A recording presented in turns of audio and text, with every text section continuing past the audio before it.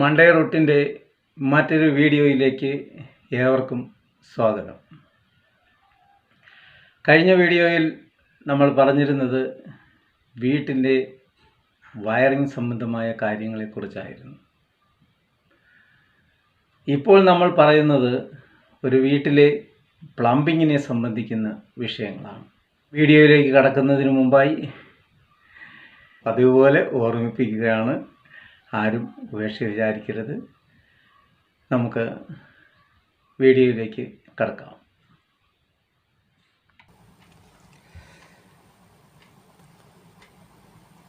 അതായത് അടുക്കളയിൽ എത്ര ടാപ്പുകൾ വേണം, സിങ്കിൻ്റെ സ്ഥാനം എവിടെ ആവണം, വാഷ് ബേസിൻ എവിടെ വേണം, വാട്ടർ ടാങ്കിൻ്റെ സ്ഥാനം തുടങ്ങിയ കാര്യങ്ങളൊക്കെ വീട് പണിയുന്ന ഘട്ടത്തിൽ തന്നെ തീരുമാനിക്കാവുന്നതാണ്. വീടിനകത്ത് വരുന്ന ഫിറ്റിങ്ങുകളെ പോലെ തന്നെ പ്രധാനമാണ് പുറത്തു വരേണ്ട പൈപ്പുകളുടെ സ്ഥാനവും. അലക്കാനുള്ള പൈപ്പുകൾ, പൂന്തോട്ടത്തിലേക്കുള്ള പൈപ്പുകൾ, ഡ്രെയിനേജുകൾ എന്നിവയൊക്കെ മുൻകൂട്ടി നിശ്ചയിച്ചാൽ ഭാവിയിൽ ധാരാളം പാഴ്ചിലവുകൾ ഒഴിവാക്കാം. പരിചയസമ്പന്നരായ ഏതെങ്കിലും എഞ്ചിനീയറോ അല്ലെങ്കിൽ ജോലിയിൽ പ്രാഗൽഭ്യം ഉള്ള പ്ലംബർമാരെ കൊണ്ടോ ഒരു പ്ലംബിംഗ് ലേ ഔട്ട് ചെയ്യിക്കുക. ഈ ലേ ഔട്ട് വീട് പണി കഴിഞ്ഞാലും സൂക്ഷിച്ചു വയ്ക്കാൻ പ്രത്യേകം ഓർക്കണം. പൈപ്പുകൾ ഏതിലെയൊക്കെയാണ് പോയിരിക്കുന്നതെന്ന് ഇതിൽ നോക്കിയാൽ അറിയാം. പിന്നീട് വന്നേക്കാവുന്ന അറ്റകുറ്റപ്പണികൾക്ക് ഇത് സഹായവുമാകും. അനാവശ്യമായ കുത്തിപ്പൊളിക്കലുകൾ ഒഴിവാക്കുകയും ചെയ്യാം. പ്ലംബിംഗ് ലൈനിന് ആവശ്യമുള്ള വിടവുകൾ അടിത്തറയിൽ തന്നെ ഉണ്ടാക്കേണ്ടതാണ്. അത് നമ്മൾ നേരത്തെ തന്നെ പറഞ്ഞിട്ടുള്ളതുമാണ്. ബീമുകൾ വാർക്കുമ്പോൾ തന്നെ അവയ്ക്കുള്ളിൽ ആവശ്യമുള്ള ട്യൂബുകളും ഇടണം. ആദ്യ നിലയിലെ സ്ലാബ് ഉണ്ടാക്കുമ്പോൾ ടെറസിൻ്റെ ഭാഗം അല്പം താഴ്ന്നിരിക്കാൻ ശ്രദ്ധിക്കുക. അല്ലെങ്കിൽ മഴക്കാലത്ത് ടെറസിലെ വെള്ളം വീടിനുള്ളിൽ കയറും.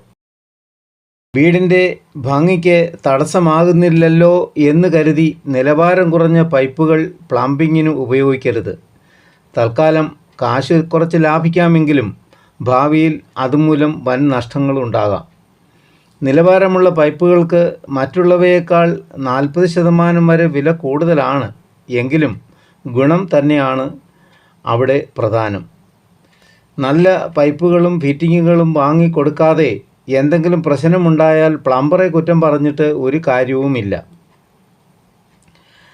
പൈപ്പുകളുടെ ചോർച്ചയ്ക്ക് സ്ഥിര പരിഹാരമായി സെറാമിക് വാഷറുകളും ഇന്ന് രംഗത്തെത്തിക്കഴിഞ്ഞു. ആദ്യമൊക്കെ റബ്ബർ വാഷറുകളും പ്ലാസ്റ്റിക് വാഷറുകളുമാണ് ഉപയോഗിച്ചിരുന്നത്. ഇവ ഉപയോഗിച്ചാൽ കുറേ കാലം കഴിയുമ്പോൾ വെള്ളം ഇറ്റിറ്റ് വീഴാറുണ്ട്.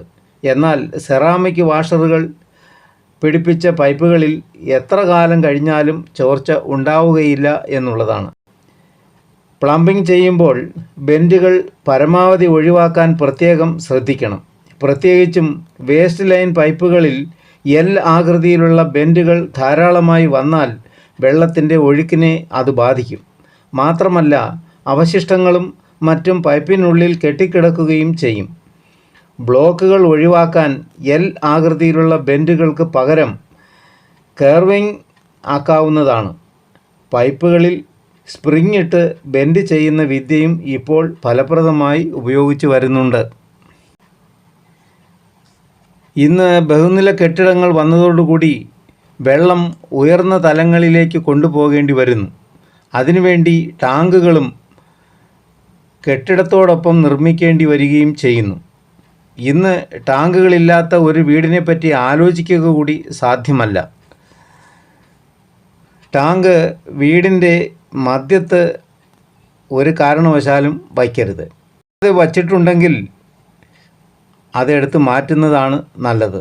അതിൻ്റെ പ്രയോജനം ഉടൻ തന്നെ അനുഭവപ്പെടുകയും ചെയ്യും. ആഹാരം പാകം ചെയ്യുന്നതിനും മറ്റു കാര്യങ്ങൾക്കും പ്രത്യേകം ഒരു ടാങ്ക് ഉണ്ടായിരിക്കുന്നതും നല്ലതാണ്. ആവശ്യമനുസരിച്ച് വാട്ടർ ടാങ്കിൻ്റെ കപ്പാസിറ്റി ആദ്യമേ പ്ലാൻ ചെയ്യണം. വീടിൻ്റെ പരമാവധി ഉയരത്തിൽ വാട്ടർ ടാങ്ക് വയ്ക്കുന്നതാണ് നല്ലത്. കിണറിനടുത്തായാൽ പൈപ്പുകളുടെ നീളം കുറയ്ക്കാം.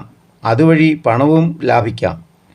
ഇപ്പോൾ റെഡിമെയ്ഡ് PVC ടാങ്കുകളാണ് വാട്ടർ ടാങ്കിനായി കൂടുതലായും ആളുകൾ ഉപയോഗിക്കുന്നത്. പുറമേ നിന്നും കാണാതെ വീടിന് പുറകിലായോ അതിനായി പ്രത്യേകം തയ്യാറാക്കിയ സ്ഥലങ്ങളിലോ ടാങ്ക് ഉറപ്പിക്കണം. ടാങ്ക് പണിയുകയാണെങ്കിൽ അത് പ്രധാന വാർക്കയിൽ തൊടാതെ അടിയിൽ കുറച്ച് സ്ഥലം ഇടുന്നതാണ് നല്ലത്. അതായത് അല്പം ഉയർത്തി ടാങ്ക് പണിയണം എന്നർത്ഥം.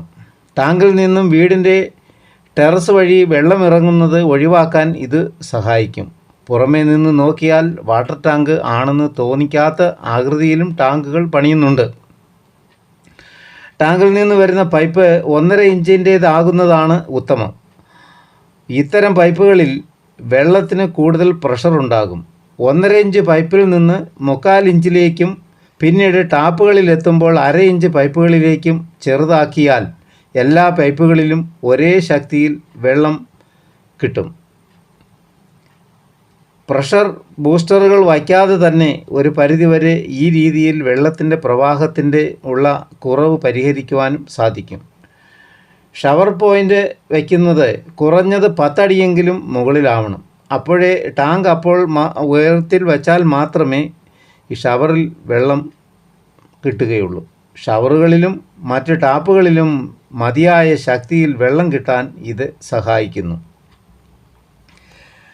ഇനി പ്ലംബിങ്ങിൽ ഏറ്റവും ശ്രദ്ധിക്കേണ്ട 2 സ്ഥലങ്ങളാണ് ടോയ്ലറ്റും അടുക്കളയും. ഒന്ന് ശ്രദ്ധിച്ചാൽ ഭാവിയിൽ ഉണ്ടായേക്കാവുന്ന എല്ലാ പ്രശ്നങ്ങളും പ്ലംബിംഗ് ചെയ്യുന്ന സമയത്ത് തന്നെ പരിഹരിക്കാവുന്നതാണ്. മീറ്റർ കണക്കിലാണല്ലോ പൈപ്പുകൾ വാങ്ങുക. നീളം കുറഞ്ഞാൽ അത്രയും ചിലവും കുറയ്ക്കാൻ കഴിയും. പ്ലംബിംഗ് ലൈനിൻ്റെ നീളം കുറയ്ക്കാനായി ഒരു വീട്ടിലെ എല്ലാ ടോയ്ലറ്റുകളും ഏതാണ്ട് അടുത്ത് ഒരു ലൈനിൽ തന്നെ വരത്തക്ക വിധം പ്ലാൻ ചെയ്യുക. 2 നില വീടാണെങ്കിൽ മുകളിലെ ടോയ്ലറ്റ് താഴത്തെ നിലയിലെ ടോയ്ലറ്റിന് നേരെ മുകളിലായാൽ പ്ലംബിംഗ് ഒരുപാട് ലാഭമുണ്ട്. വെസ്റ്റേൺ ക്ലോസറ്റുകളിൽ നിന്നുള്ള വലിയ പൈപ്പ് നേരെ താഴേക്ക് പോകുന്നതിനാൽ തറ കെട്ടുമ്പോൾ തന്നെ അതിനുള്ള ഔട്ട്ലെറ്റ് ഇടാറുണ്ട്. അതിനാൽ ഇത്തരം ക്ലോസറ്റുകൾ എവിടെയൊക്കെ എത്ര എണ്ണം വേണമെന്ന് മുൻകൂട്ടി പ്ലാൻ ചെയ്യണം. വീട് പണിത ശേഷം പുതുതായി ഒരു വെസ്റ്റേൺ ക്ലോസറ്റ് പിടിപ്പിക്കാൻ ശ്രമിക്കുന്നത് മണ്ടത്തരമാണ്. പരമ്പരാഗത കേരള ശൈലിയിൽ നിന്ന് വ്യത്യസ്തമായി ഉണങ്ങിയ ടോയ്ലറ്റ്, അതായത് ഡ്രൈ ബാത്റൂം ആണ് ഇപ്പോഴത്തെ ഫാഷൻ. അതുതന്നെയാണ് സൗകര്യവും. ക്ലോസറ്റും കുളിക്കുന്ന ഭാഗവും വേർതിരിച്ചാൽ വെള്ളം കെട്ടിക്കിടക്കില്ല. ടോയ്ലറ്റിലെ വെള്ളം പുറത്തേക്ക് ഒഴുകി വരാതിരിക്കാൻ ടോയ്ലറ്റ് മറ്റു മുറികളേക്കാൾ താഴ്ന്നിരിക്കണം. വാതിൽ തുറക്കുമ്പോൾ ആദ്യം കുളിക്കുന്ന ഭാഗം വരാതിരിക്കുന്നതാണ് നല്ലത്. അങ്ങനെ വന്നാൽ കുളിമുറി എപ്പോഴും നനഞ്ഞു കിടക്കും. തെന്നി വീഴാനുള്ള സാധ്യതയും കൂടും. അടുക്കളയിൽ ശരിയായ സ്ഥാനത്ത് കൃത്യമായ അകലത്തിൽ കിച്ചൺ സിങ്കും വാഷ് ബേസിനും പിടിപ്പിക്കാൻ ശ്രദ്ധിക്കണം. അടിയിൽ കൈ കാണിച്ചാൽ വെള്ളം വരുന്ന പൈപ്പുകൾ പോലും ഇപ്പോൾ നിലവിലുണ്ട്. വർക്ക് ഏരിയയിലെ സിങ്കിൽ എച്ചിൽ പാത്രങ്ങൾ കഴുകുന്നതാണ് ഉത്തമം. യൂറോപ്യൻ ക്ലോസറ്റിനരികിലായി പിടിപ്പിക്കുന്ന തരം വാഷർ പൈപ്പുകൾ പിടിപ്പിച്ചാൽ അമ്മിക്കല്ലും മറ്റും വൃത്തിയാക്കാൻ എളുപ്പമാണ്. പാത്രങ്ങൾ കഴുകാനും ഇത്തരം പൈപ്പുകൾ കൂടുതൽ സൗകര്യപ്രദമാണ്. അടുത്തത് ഡ്രെയിനേജാണ്. പ്ലംബിങ്ങിൽ ശ്രദ്ധിക്കേണ്ട മറ്റൊരു പ്രധാന ഘടകം വീടിൻ്റെ വലിപ്പവും ഉപയോഗവും അനുസരിച്ച് ഡ്രെയിനേജ് പോകുന്ന പൈപ്പുകളും മലിനജലം ശേഖരിക്കേണ്ട കുഴികളും നേരത്തെ തീരുമാനിക്കുക. ഈ കുഴികൾ കിണറിൽ നിന്നും പരമാവധി അകലത്തിലാവാനും ശ്രദ്ധിക്കണം. ഡ്രെയിനേജിൻ്റെ ചരിവ് വളരെ പ്രധാനമാണ്. ഈ ചരിവ് ശരിയായിട്ടില്ലെങ്കിൽ അടിക്കടി വെള്ളക്കെട്ട് ഉണ്ടാകും. 10 അടി പൈപ്പിന് 1 ഇഞ്ച് സ്ലോപ്പ് എന്നാണ് കണക്ക്. പൈപ്പിൻ്റെ നീളം കൂടുന്നതനുസരിച്ച് സ്ലോപ്പിൻ്റെ ചരിവും കൂടുന്നു. 3 ബെഡ്റൂമുള്ള വീടാണെങ്കിൽ 3നും കൂടി ഒരേപോലെ സ്ലോപ്പ് കിട്ടുന്ന രീതിയിൽ ഡ്രെയിനേജ് പൈപ്പുകൾ ഇടണം. പൈപ്പ് പോകുന്ന വഴിക്ക് മാൻഹോൾ ഇടേണ്ടതുമാണ്. എന്തെങ്കിലും ബ്ലോക്ക് വന്നാൽ പൈപ്പ് മുഴുവൻ കുത്തിപ്പൊളിക്കാതെ മാൻഹോൾ മാത്രം തുറന്ന് എളുപ്പത്തിൽ പ്രശ്നം പരിഹരിക്കുവാൻ ഇത് നല്ലതാണ്. പ്രധാന ഡ്രെയിനേജ് പൈപ്പ് സാധാരണയായി 4 ഇഞ്ചിൻ്റേതായിരിക്കും. വീടിനുള്ളിലെ എല്ലാ ടാപ്പുകളിൽ നിന്നും വെള്ളം വരുന്നത് ഈ പൈപ്പിലേക്കാവണം. അങ്ങനെ ആയാൽ മലിനജലം കളയുന്ന കുഴികളിലേക്ക് ഓരോ ടാപ്പിൽ നിന്നും വെവ്വേറെ പൈപ്പുകൾ ഇടുന്ന ചെലവ് കുറയ്ക്കാം. ബാത്റൂമിലെയും അടുക്കളയിലെയും വേസ്റ്റ് വരുന്ന പൈപ്പുകൾ പുറത്ത് കിടക്കുന്ന ഇടത്ത് ട്രാപ്പ് വയ്ക്കുന്നതും നല്ലതാണ്. ഈ ട്രാപ്പിൽ നിന്നാണ് പ്രധാന ഡ്രെയിനേജ് പൈപ്പിലേക്ക് വെള്ളം പോകുന്നത്. ട്രാപ്പിൽ എപ്പോഴും കുറച്ച് വെള്ളം കെട്ടിക്കിടക്കും. അവശിഷ്ടങ്ങളൊക്കെ പ്രധാന ഡ്രെയിനേജ് പൈപ്പിലേക്ക് പോവുകയും ചെയ്യും. ടോയ്ലറ്റിൽ നിന്നുള്ള ദുർഗന്ധം ഒഴിവാക്കാൻ ട്രാപ്പുകൾ സഹായിക്കും. പാടങ്ങൾ, വെള്ളക്കെട്ടുള്ള സ്ഥലങ്ങൾ എന്നിവിടങ്ങളിൽ സെപ്റ്റിക് ടാങ്കുകൾ വാർത്തു വയ്ക്കാൻ ബുദ്ധിമുട്ടാണ്. അങ്ങനെ വരുമ്പോൾ റെഡിമെയ്ഡ് സെപ്റ്റിക് ടാങ്കുകൾ ഉപയോഗിക്കാം. പല വലിപ്പത്തിലുള്ള ടാങ്കുകൾ ലഭ്യമാണ്. ഉപയോഗമനുസരിച്ച് 10-15 വർഷം കഴിഞ്ഞ് വൃത്തിയാക്കിയാൽ മതിയാകും. ലാൻഡ്സ്കേപ്പിങ്ങിലേക്കുള്ള പ്ലംബിംഗ് ലൈൻ നേരത്തെ തീരുമാനിക്കണം.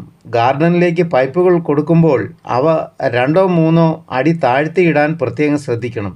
പിന്നീട് കിളക്കേണ്ടി വന്നാലും പൈപ്പുകൾ പൊട്ടാതിരിക്കാൻ വേണ്ടിയാണ് ഇങ്ങനെ ചെയ്യുന്നത്. മിക്കവാറും എല്ലാവർക്കും മനസ്സിലായി കാണുമെന്ന് കരുതുന്നു. എല്ലാവർക്കും ഉപകാരപ്പെടുന്ന വിഷയങ്ങളാണ് ഞാൻ സംസാരിച്ചു കൊണ്ടിരിക്കുന്നത്.